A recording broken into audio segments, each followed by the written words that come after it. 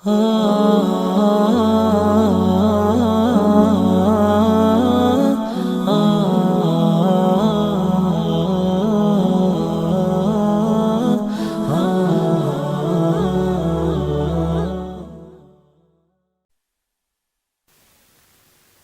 ابن عمرو ابن عاص رضی اللہ تعالیٰ عنہما کی شادی ہو گئی. تعلق دیکھ مجاہدہ ہر ایک کا الگ الگ ہوتا ہے. بعضوں کا مجاہدہ تو بیوی بچوں کو چھوڑ کر عبادات اور دعوت میں لگنا. حضرت عمرو بن عاص حضرت عبداللہ رضی اللہ تعالیٰ عنہ عبادت کرتے کرتے اللہ کا اتنا تعلق ہو چکا تھا کہ انہیں عبادت ذکر تلاوت روزہ بڑا لطف آتا تھا, مزہ آتا تھا. اس کا چھوڑنا ان کے لیے مجاہدہ تھا. شادی ہو گئی, کئی دن ہو گئے, بیوی کو چھوا تک نہیں. ان کی بیوی سے ان کے ابا نے پوچھا کیسا پایا میرے بیٹے کو؟ کہ بہت اچھے ہیں, بہت اچھے ہیں, ساری رات خدا کی عبادت کرتے, دن بھر روزہ رکھتے. اشارہ کر دیا مجھے چھوا نہیں اب تک. رسول کریم صلی اللہ علیہ وسلم کو خبر دی, بلایا, پوچھا. انہوں نے ساری بات بتائی کہ آج میرے کو شابشی ملے گی کیونکہ میں اتنی عبادت کرتا ہوں.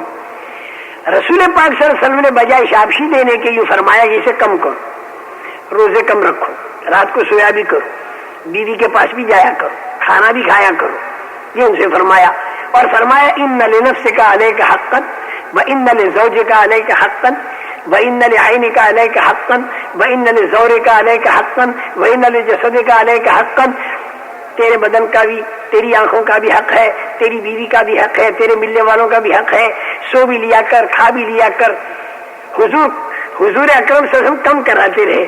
اور یہ کم کرنا ان کے لیے مجاہدہ ہے. مجاہدہ ہی ترقی کا راز ہے. مجاہدے کی نوعیت بدل جاتی ہے.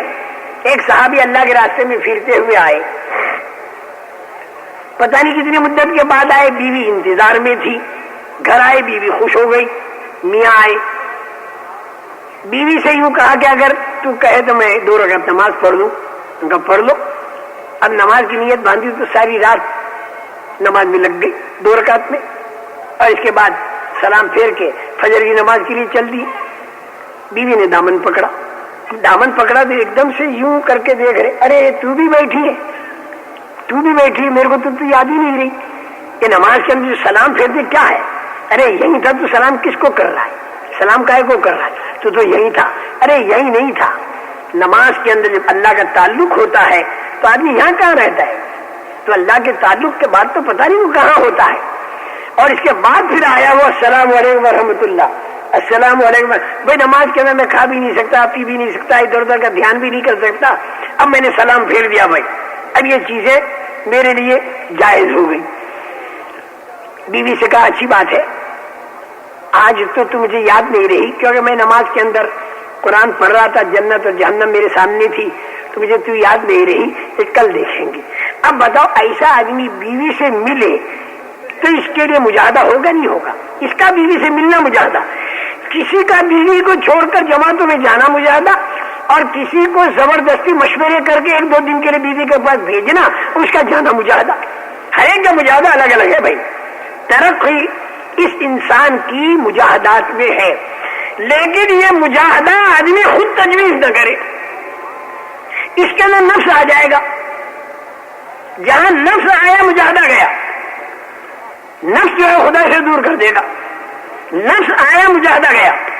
چاہے ظاہر میں خود تکلیف اٹھاتا دکھائی دے رہا ہو آدمی, لیکن اس میں نفسانیت آگے. شہید کتنی تکلیف اٹھا کے شہید بنا ہوگا, سخی کتنی مال کی قربانی دی ہوگی, قاری زندگی میں کتنی قرآن کی خدمت کی ہوگی, ساری قربانیاں ہیں. لیکن ان قربانیوں اور مجاہدوں کے اندر نفس آیا تو ان اللہ مجاہدہ لے. والذین جاہدوا فینا, اللہ کی نسبت پر مجاہدہ ہے تو وہ اللہ سے ملائے گا. اور ترکیب اس کی میں بتا دوں, دنیا کو اگر کر دیا آگے, دین کو کر دیا پیچھے, تو یہ دین جو ہے یہ دنیا بن جائے گا, یاد رکھنا. اور اگر دین کو کر دیا آگے اور دنیا کو کر دیا پیچھے, تو یہ دنیا جو ہے یہ دین بن جائے گی. اگر دین کو آگے کیا دنیا کو پیچھے کر دیا تو یہ آدمی بیوی کے منہ میں لقمہ ڈال کر صدقے کا ثواب لے گا. بیوی کے منہ میں لقمہ ڈالنا بھی دین. اور یہ آدمی اگر کاروبار کرے تو قیامت کے دن نبیوں صدیقوں اور شہیدوں کے ساتھ اس کا حشر ہوگا، جیسا کہ رسول پاک صلی اللہ علیہ وسلم نے ارشاد فرمایا کھیتی کرے تو ایک ایک دانے پر صدقے کا ثواب ملے گا، بشرطے کہ یہ دین کو آگے کر دے، دنیا کو پیچھے کر دے، دین کے تقاضے اس کے سامنے ہو اور دنیا کے تقاضے پیچھے ہو، اسی بنیاد اور اگر دنیا کو آگے کر دیا دین کو پیچھے کر دیا تو دین کا کام بھی دنیا بن جائے گا، یہاں تک کہ شہید سخی قاری بننا بھی دنیا داری بن جائے گی۔ اگر اس کے دل کے اندر دنیا کی محبت بھری ہوئی ہے اور دنیا اس کے آگے ہے تو اس کا دین بھی دنیا بن جائے۔ صحابہ کے ہاتھ میں ملک اور مال آیا ضرور، لیکن ان کی قربانیاں ملک اور مال کے لیے نہیں تھی۔ ایک تو ملک اور مال کے لیے دین کا کام کرنا پھر تو دنیا داری ہوگی، اور ایک دین کا کام کرنا اللہ کو راضی کرنے کے لیے اور پھر ملک اور مال ان کے قدموں پر آ گیا، یہ الگ بات تھی۔ انہوں نے ملک اور مال پر دین کو کیسے چلانا یہ بتا دیا۔ اس لیے میرے محترم دوستو، صحابہ کرام رضوان اللہ علیہم اجمعین پر جو فاقے آئے یہ کاروبار میں کمزوری کی وجہ سے نہیں آئے۔ آپ سمجھتے ہوں گے کہ کاروبار میں سست تھے، نہیں، بالکل نہیں۔ چار قسمیں تھیں، بعض تو تجارت کرنے والے تھے جو مکے والے تھے، بعض کھیتی کرنے والے تھے جو مدینے والے تھے، اور بعض مزدوریاں کرنے والے تھے ان دو کے بیچ میں، اور بعض وہ تھے کہ جو کمائی بالکل نہیں کرتے تھے جیسے اصحاب صفہ، بالکل نہ کمانے والی بھی قسم تھی، بالکل نہ کمانے والی قسم اور کمانے والی قسم پھر کمائیوں کی ترتیب، یہ سب تھا۔ لیکن ان لوگوں کے ذہن میں یہ بات بیٹھی ہوئی تھی، رسول کریم صلی اللہ علیہ وسلم نے مکہ مکرمہ سے یہ بات دل و دماغ میں بٹھا دی تھی، اس کلمے کے ذریعے لا الہ الا اللہ محمد رسول اللہ صلی اللہ علیہ وسلم سوائے خدا کے کوئی معبود نہیں، اور حضرت محمد صلی اللہ علیہ وسلم اللہ کے سچے رسول ہیں، اور کرتا دھرتا جو ہے وہ اللہ کی ذات ہے، اور حضور اکرم صلی اللہ علیہ وسلم کے طریقے پر اللہ تعالیٰ کامیاب کریں گے۔ زندگیوں کا بنانا بگاڑنا یہ اللہ کے ہاتھ میں ہے، دنیا کے اندر کی پھیلی ہوئی چیزوں سے زندگیاں بنتی بھی نہیں، بگڑتی بھی نہیں، اللہ انہیں استعمال کرتا ہے زندگیوں کے بنانے اور بگاڑنے میں۔ جب آدمی غلط چلتا ہے تو ایک دم سے زندگی نہیں بگاڑتے خدا، بلکہ ڈھیل دے دیا کرتے ہیں، اور ڈھیل دیتے دیتے دیتے دیتے پھر جس دن پکڑتے ہیں تو اس دن دنیا کی بڑے سے بڑی طاقت بھی اس پکڑ سے خدا کی بچا نہیں سکتی۔ اس لیے ان مشرکین کا عیش آرام کے اندر رہنا، اس سے تم دھوکہ مت کھانا، بلکہ یہ اللہ کی طرف سے ڈھیل ہے۔ اگر نافرمان آدمی پر نعمتوں کی بوچھار کی جائے تو یہ بطور ڈھیل کے ہے، اور اگر فرما بردار پر نعمتوں کی بوچھار ہو جائے تو یہ بطور برکت کے ہے، اور اگر نافرمان آدمی پر تکلیف آئے تو یہ بطور تنبیہ کے ہے، اور اگر فرما بردار پر کوئی تکلیف آئے تو یہ بطور ابتلا اور امتحان کے ہے۔ تو صحابہ کو خوب تسلی دی کہ یہ جو مکہ مکرمہ میں 13 سال تمہارے گزر رہے ہیں، جو تکلیفیں تم پر آ رہی ہیں اس لیے نہیں آ رہی کہ اللہ تم سے ناراض ہو، بلکہ یہ بطور ابتلا اور امتحان کے ہے جو نبیوں پر بھی آئی۔ گھبراؤ مت۔ اور یہ مکے کے بے ایمانوں پر جو راحتیں ہیں یہ خدا کے خوش ہونے کی دلیل نہیں ہے، بلکہ یہ بطور ڈھیل کے ہے۔ جس دن خدا کی پکڑ آئے گی تو ان کی طاقت ان کو بچا نہیں سکے۔ میں بیچ میں ایک بات یہ سمجھا رہا ہوں، مثال اصل سمجھانا بھی یہ ہے کہ صحابہ کے اوپر جو فاقے آئے کاروبار میں سستی کی بنا پر نہیں آئے، بس یہ میں بتلانا چاہتا ہوں، بلکہ خدا کے دین کے تقاضے ان کے سامنے آئے، اس بنا پر انہیں کاروبار کرنے کا وقت نہیں ملا، اور مقدر میں فاقہ تھا وہ آ گیا، اور انہوں نے برداشت کیا کہ ہم فاقہ برداشت کر سکتے ہیں لیکن خدا کے دین کے تقاضے کو قربان نہیں کر سکتے۔ کاروباری سیزن اگر تبوک کے موقع پر آ گئی تو ہم اپنی کاروباری سیزن کو قربان کر سکتے ہیں، لیکن تبوک کا موقع جس میں خدا کا حکم ہے انفروا خفافا وثقالا والا، ہم خدا کے اس حکم کو توڑ نہیں سکتے۔ حکم پورا کرنے میں اور خدا کے دین کے تقاضوں کے پورا کرنے میں اگر ہماری کاروباری سیزن چھوٹتی ہے تو ہم کاروباری سیزن کو قربان کر سکتے ہیں، لیکن خدا کے دین کے تقاضے کو قربان نہیں کر سکتے۔ اچھا، آپ کے ذہن میں یہ ہوگا کہ تبوک میں تو اللہ تعالیٰ نے کہہ دیا تھا انفروا خفافا وثقالا، اور آج تو تبوک ہے ہی نہیں تو ہم پر وہ حکم نہیں۔ میرے محترم دوستو، جتنے واقعات پر اللہ تعالیٰ نے احکامات دیے، یہ احکامات قیامت تک کے لیے ہیں، اگر وہ منسوخ نہ ہو۔ خدا کے دین کا تقاضا تو اس پر آئے گا جو دین کے کام کو اپنا کام بنائے، جس کے ذہن میں یہ بات بیٹھی ہوئی ہو کہ میں اللہ کے دین کے کام کے لیے مبعوث ہوا ہوں، کیوں کہ نبیوں کا آنا بند ہو چکا ہے اور اللہ نے اس امت کو مبعوث کیا ہے اور بھیجا ہے خدا کے دین کی دعوت کے لیے اور دین کے تقاضوں کو پورا کرنے کے لیے۔ حضرت ربیعی ابن عامر کا یہ جملہ ہے مبعوث ہونے والا۔ انہوں نے رستم زمان کے دربار میں کھڑے ہو کر کہا، اللہ ابتعثنا لنخرج العباد من عبادت العباد الى عبادت رب العباد ولنخرج الناس من جور الادیان الى عدل الاسلام ومن ضیق الدنیا الى سعتها۔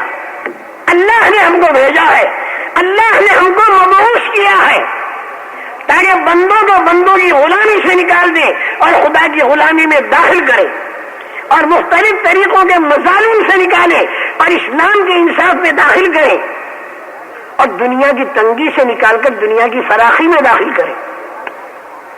تو جب آدمی کا ذہن یہ ہے کہ میں تو اللہ کے دین کے کام کے لیے بھیجا گیا، تو خدا کے دین کا تقاضا اس کے سامنے آئے گا۔ جب آدمی دین کے کام کو کام بنائے تو دین کے تقاضے سامنے آئیں گے، اور کھانے کمانے کو کام بنائے تو کھانے کمانے کے تقاضے سامنے آئیں گے۔ تبوک والا تقاضا تو، بدر والا، احد والا، خندق والا تقاضا تو اس وقت ان کے سامنے آیا جب انہوں نے دین کے کام کو کام بنایا، اور اگر وہ دین کے کام کو کام نہ بناتے تو نہ بدر ہوتا، نہ احد ہوتا، نہ خندق ہوتا، کچھ بھی نہ ہوتا۔ یہ سارے واقعات تو اس لیے ہوئے کہ انہوں نے دین کے کام کو کام بنایا۔ دور صدیقی میں صحابہ نے دین کے کام کو کام بنایا، ان کے سامنے دین کے تقاضے آئے۔ دور فاروقی میں دین کے تقاضے آئے، دور عثمانی میں دین کے تقاضے آئے، ہر زمانے میں دین کے تقاضے آئے جب انہوں نے دین کے کام کو کام بنایا۔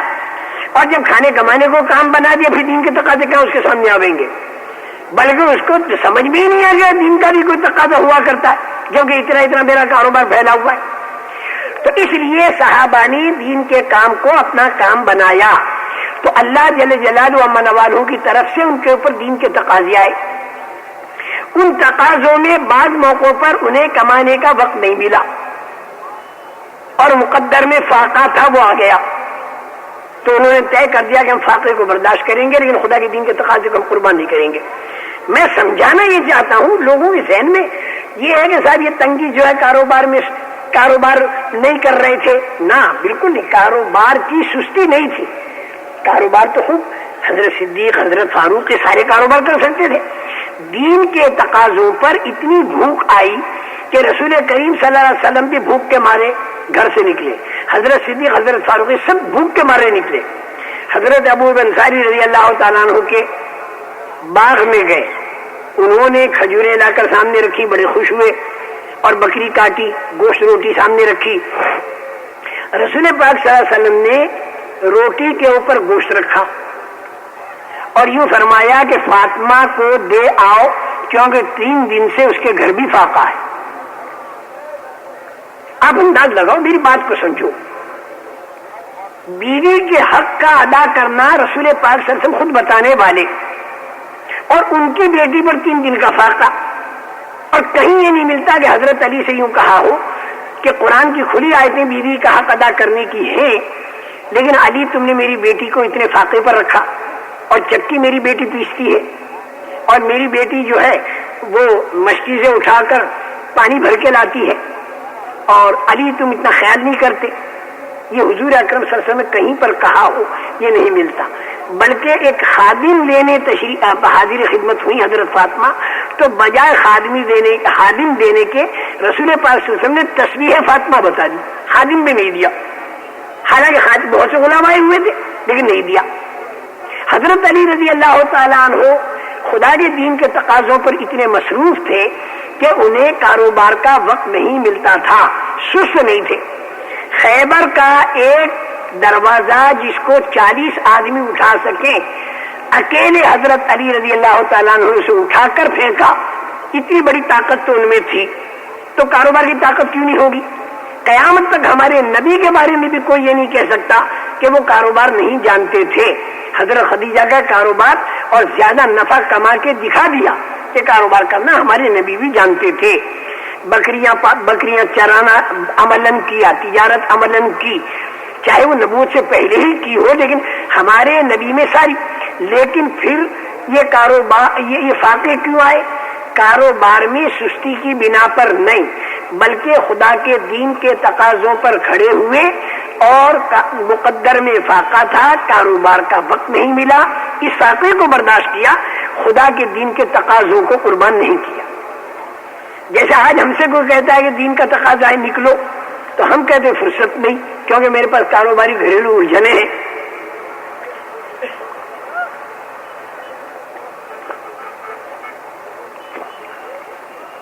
حضرت علی سے بھی اگر کوئی یہ کہے کہ اہلیہ محترمہ پر فاقہ ہے, کچھ کاروبار تو کرو, تو ان کا زبان حال یہ بتا رہی تھی کہ کاروبار تو میں کروں, ٹھیک ہے, میں کیا کروں, کچھ دین کے تقاضے اتنے آ گئے کہ میرے کو کاروبار کی فرصت ہی نہیں ملی.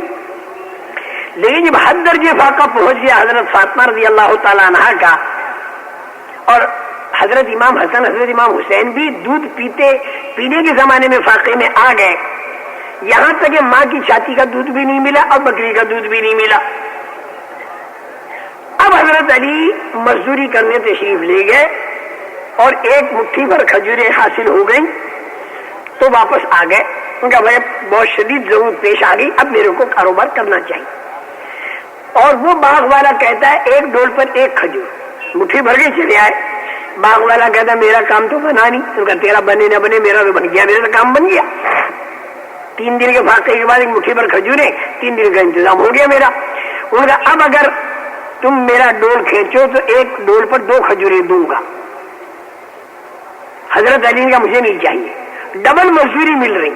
وہاں تو کمانا مقصود ہی نہیں تھا, وہاں تو مقصود دین کا کام تھا. کمانا, کھانا, کاروبار, گھر, یہ ایک ضرورت کی چیز تھی, اس میں لگتے تھے بقدر ضرورت, کام نہیں تھا, وہ کام تو دین ہی کا تھا اصل. لیکن حضور اکرم صلی اللہ علیہ وسلم نے حضرت علی سے یہ نہیں کہا کہ میری بیٹی پر فاقے کیوں آئے, اور پھر بھی بیوی کا حق ادا ہو رہا ہے. فاقوں کے باوجود بھی قیامت کے دن حضرت علی کی بغیر نہیں ہوگی کہ تم نے اپنی بیوی کو فاقے میں کیوں رکھا. اس لیے کہ بیوی کا بھی ذہن تھا کہ اللہ کا دین دنیا کے اندر زندہ ہو جائے, اس کے لیے اللہ نے ہم کو بھیجا ہے. اس بنا پر ہمارے میاں کو کمانے کی فرصت نہیں ملی اور مقدر کے فاقے آئے تو ہم بھی اس تکلیف میں شریک رہیں گے, تو ہمارے میاں جنت کے جون سے درجے میں جائیں گے, جنت کے اس درجے میں ہمیں بھی جانے ملے گا.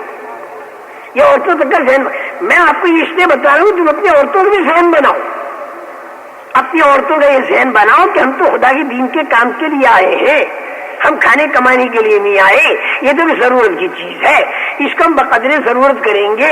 اور بعد موقع خدا کے دین کے تقاضے کے ایسے آ گئے کہ کاروباری سیزن ہمیں چھوڑنی پڑی, ہم کاروباری سیزن کو بھی چھوڑیں گے, کیونکہ پالنے والے اللہ ہیں, زندگیوں کو بنانے والے اللہ ہیں. جب وہ زندگیوں کے بنانے پر آئیں گے تو تھوڑے پیسوں میں زندگی وہ بنا سکتے ہیں, اور جب زندگی بگاڑنے پر آتے ہیں تو زیادہ پیسے دے کر بھی زندگی بگاڑ سکتے ہیں. کرتا دھرتا تو اللہ کی ذات ہے, ہمیں تو اللہ کے دین کے تقاضوں پر رسول پاک صلی اللہ علیہ وسلم کے بتائے ترتیب کے اوپر ہمیں رہنا ہے.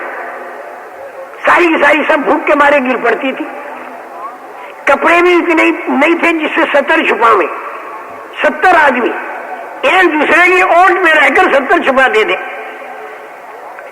دین کے کام کی بنیاد ملک اور مال نہیں, بلکہ دین کے کام کی بنیاد ملک اور مال کی قربانی ہے. حضور اکرم صلی اللہ علیہ وسلم نے قربانی میں ڈالا. دین زندہ ہوگا قربانی سے, اور جب دین زندہ ہوگا تو دنیا بھر کے اندر امن و امان ہوگا. یہ ساری پریشانی بے دینی کی بنیاد پر ہے. اگر دینداری آ جائے تو ساری پریشانیاں خدا دنیا کی بھی ختم کرے گا. برکتوں کا آنا, دلوں میں چین کا آنا, یہ سارا دینداری کی بنیاد پر ہوگا. اور دینداری آ نہیں سکتی جب تک کہ جان اور مال کی قربانی نہ دی جائے. دین کی بنیاد قربانی ہے. لوگوں کے ذہن میں دور فاروق ہی رہتا ہے کہ صاحب انہوں نے مال دیا, کسی کے 5,000، کسی کو 10,000، کسی کو 12,000 مال دیا. میرے محترم دوستو، دور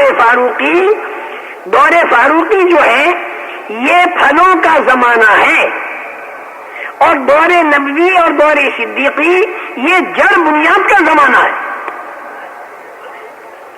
جڑ بنیاد کا زمانہ. جڑ بنیاد کے زمانے میں مال کو بنیاد بنا کر دین کا کام نہیں کیا، قربانیوں پر کھڑا کیا. حضرت عمر کے زمانے میں تو ملک اور مال آیا، اور اتنا آیا جس کی کوئی حد نہیں. اب انہوں نے بیٹھ کر یہ مشورہ کیا جس کا کرنا کیا، وہ مشورے سے ترتیب قائم کر دی. مال دے کر دین کا کام نہیں کرایا، بلکہ دین کا کام قربانیوں سے کرنے پر مال آیا تو اس کی تقسیم کر دی حضرت عمر نے. یہ بہت بڑا مغالطہ پوری دنیا میں لگتا ہے. حضرت عمر کا جو دور ہے یہ دور نمونہ اس وقت بنے گا جب دین چل پڑے. دین کو اگر چلانا ہے تو دور نبوی اور دور صدیقی نمونہ بنے گا. دین کے جڑ بنیاد کا دور نبوی، دور صدیقی. ذہن میں آپ کے یہ ہوگا کہ مال تھا ہی نہیں تو دیتے کیسے؟ یہ کہنا بھی غلط ہے. اللہ کی طرف سے پیشکش ہے رسول پاک صلی اللہ علیہ وسلم کو، اگر چاہو تو پہاڑوں کو سونا، چاندی اور ہیرا بنا دے. بہت آسان تھا. سونا چاندی کاٹ کاٹ کے دیتے، لوگ دین کا کام کرتے. لیکن حضور اکرم صلی اللہ علیہ وسلم اسے منظور نہیں کیا. ایک دن کھانا ملے گا، کھا کر دین کا کام کروں گا، دوسرے دن بھوکا رہ کر دین کا کام کروں گا، اس کا انکار کر دیا. حالانکہ پیشکش اللہ کی طرف سے ہے. اللہ جب بتا دے رہے تو حلال کا ہی ہے نا، اللہ حرام کو تو نہیں دیں گے. انکار کر دیا. اس لیے کہ رسول پاک صلی اللہ علیہ وسلم یہ بنیاد قائم فرما رہے ہیں قیامت تک کے لیے کہ اگر یہ سونا چاندی بن جاتا، اس کے ٹکڑے کاٹ کر لوگوں کو دے کر دین کا کام لیا جاتا، تو پھر لوگ دین کا کام سونے چاندی کے لیے کرتے، اللہ کے لیے نہ کرتے. تو دین میں دین پناہ نہ آتا، اور دین میں اتنی طاقت نہ آتی جس کے سامنے قیصر اور کسریٰ کی طاقتیں زیر ہوئی. یہ دین میں جو اتنی طاقت آتی ہے یہ اللہ کی نسبت سے آتی ہے. اگر سونا چاندی دے کر کام دین کا کرایا تو لوگ سونے چاندی کے لیے دین کا کام کریں گے، اللہ کے لیے دین کا کام نہیں کریں گے. تو دین کے کام میں طاقت نہیں رہے گی. اس بنا پر حضور اکرم صلی اللہ علیہ وسلم نے فاقوں پر اور تنگی ترشیوں پر صحابہ کو کام کرنے کے لیے کھڑا کیا. قانونی طور پر کسی کو کچھ دینا طے نہیں تھا، ضابطہ نہیں تھا. اخلاقی طور پر اگر کسی تنگدست کی تنگدستی دور کی جائے، اللہ کے راستے میں جا رہے ایک آدمی تو مال والوں کی بنیاد پر نہیں جا رہا، ان کا میں تو فاقہ برداشت کروں گا، دین کا تقاضا پورا کروں گا. 7 سفر ٹڈیاں کھا کر کرنے پڑے تو صحابہ نہیں کیے، پتے چاپ کر انہوں نے دین کا کام کیا. ان کا دین کا کام اثر ہے. کسی غریب کا ذہن مالدار کے مال کی طرف نہیں جاتا تھا. ہر غریب کا ذہن یہ تھا کہ جب خدا کہتا اپنی جان اور اپنا مال، تو بھئی میرے پاس مال نہیں ہے تو میں پتے چاپ کر دین کا کام کروں گا، دین کا تقاضا نہیں چھوڑوں گا. اس غریب کو کھلانا یہ ضابطے میں نہیں تھا، لیکن مالدار اخلاق والا تھا. اس لیے اس نے کہہ دیا کہ جب تک میرے پاس کھانا ہے میں تو ساتھ میں کھائیں گے، اور جب میرا کھانا ختم ہو جائے تو پتے چاپنا میرا اور تیرا ساتھ میں ہوگا، میں اور تو ساتھ میں پتے چاپیں گے. یہ اخلاق کے خلاف ہے کہ ہم تو کھانا اور تو چاپے پتے نہ. تو اخلاقی طور پر دینا، اس میں تو پوری سیرت آپ کو ملے گی اور پورا قرآن و حدیث آپ کو ملے گا. انفقو انفقو انفقو، خرچ کرو خرچ کرو خرچ کرو. لیکن قانونی طور پر تو زکات ہی فرض ہے. دیکھیں ایک بات میری سمجھیں، پورے قرآن میں، حدیث میں، پوری سیرت میں آپ کو 2 باتیں ملیں گی. کچھ احکامات تو وہ ملیں گے جو قانونی ہیں، کچھ احکامات وہ ملیں گے جو اخلاقی ہیں. قانونی احکامات کو آج کل کی اصطلاح میں سمجھو فتویٰ، اور اخلاقی احکامات کو آج کل کی اصطلاح میں سمجھو تقویٰ. ایک ہوتا ہے فتویٰ، ایک ہوتا ہے تقویٰ، ایک ہوتے بارڈر. مزاج یعنی حدود شریعت، اور ایک ہوتا ہے مزاج شریعت۔ شریعت کا مزاج جو ہے وہ سادگی ہے بالکل۔ شریعت کا جو مزاج ہے تقوی کی لائن کا مزاج ہے، اخلاق کی لائن کا مزاج ہے۔ دنیا کے اندر جو دین پھیلے گا وہ اخلاق سے پھیلے گا، فتویٰ تو حدود کو بتائے گا۔ حضرت عمر فاروق رضی اللہ تعالیٰ عنہ کے زمانے میں باوجود کہ مال بے انتہا آیا، لیکن حضرت عمر نے سادگی پر سب کو باقی رکھا۔ پورے مدینے میں پکا مکان بننے نہیں دیا، کھانا کپڑا شادی سب کو سادہ رکھا، یہاں تک کہ بیٹے نے دعوت کی اور گوشت میں گھی ڈالا۔ حضرت عمر نے کہا میں نہیں کھاؤں گا، 2 سالن جمع ہو گئے، 2 سالن ہوں گے تو عمر نہیں ہوگا، انکار کر دیا۔ صدیق اکبر نے پانی مانگا، شہد ملا کر دیا گیا، تو حضرت صدیق رونے لگے کہ جب پانی سے ضرورت پوری ہوتی ہے تو شہد کو کیوں ملایا؟ یہ تھی وہ تقوی والی لائن، یہ تھا وہ مزاج شریعت۔ دین کے کام میں لگنے سے پہلے جون سی سادگی رسول پاک صلی اللہ علیہ وسلم کے دور میں تھی وہ مطلوب ہے جب دنیا قدموں پر آ جائے تب بھی۔ یہ حضرت عمر نے بتا دیا۔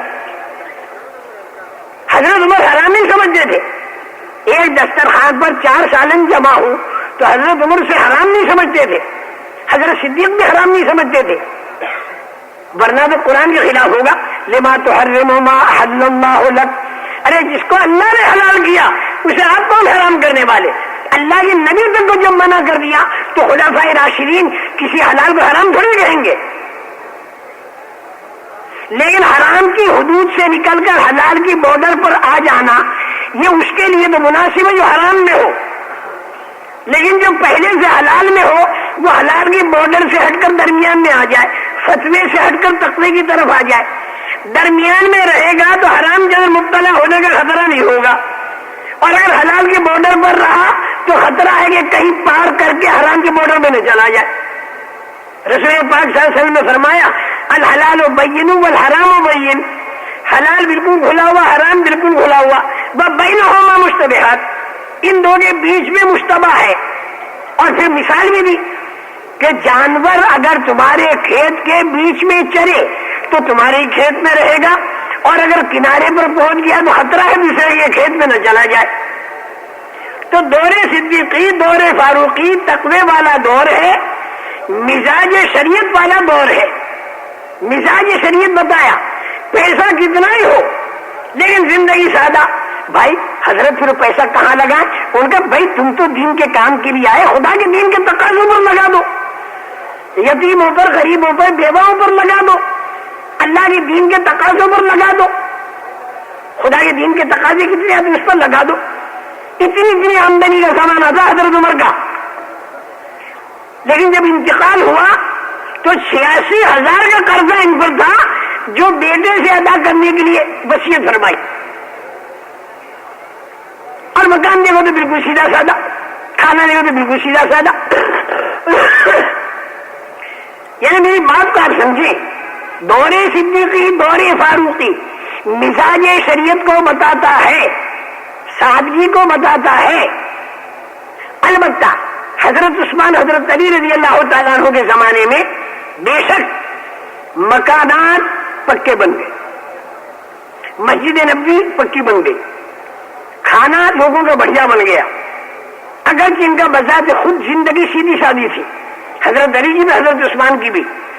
حضرت علی کوفے میں ہیں اور ایک چادر ہے اور سردی میں جھجھر رہے، کسی نے کہا حضرت بڑے بڑے بڑھیا قسم کے کمبل آئے اسے لے لے، میں فرمایا کہ یہ چادر بھی مدینے سے لایا ہوں جو میری ہے، اجتماعی مال کو میں نہیں لوں گا۔ اجتماعی مال کو وہ لوگ ایسا سمجھتے تھے جیسے یتیم کا مال، اجتماعی مال کو اپنی ذات کے اوپر لگانا وہ لوگ بہت برا سمجھتے تھے۔ حضرت عمر کی ایک بچی حضرت عمر کے سامنے آئی، ہل رہی تھی، بڑی کمزور، پوچھا یہ کس کی ہے؟ تو صاحب زادے نے کہا حضرت آپ ہی کی تو ہے۔ ارے ایسی کیوں بن گئی؟ بالکل دبلی پتلی، بالکل گر رہی۔ مکہ آپ ہی کی وجہ سے بن رہی، اس لیے کہ آپ بہت تنگی کے ساتھ خرچ دیا کرتے ہیں، اس لیے بن گئی۔